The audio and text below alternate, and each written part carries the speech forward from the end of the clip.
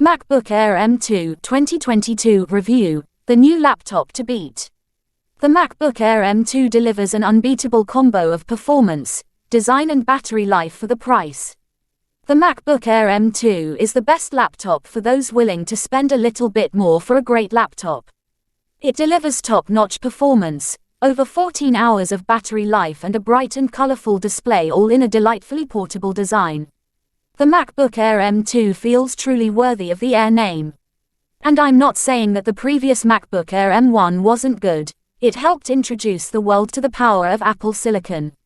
It's just that cramming revolutionary performance in the same old chassis didn't feel or look like a leap forward to me. The new MacBook Air from $1,199, tested at $1,899, is a breath of fresh you-know-what. And that's because Apple paired an even faster M2 chip with a design that's markedly thinner and lighter. Carrying this 2.7-pound notebook around and using it, this is a laptop that reminds me of the iconic original Air that Steve Jobs pulled out of a manila envelope 14 years ago. Something this light can't be that powerful, can it?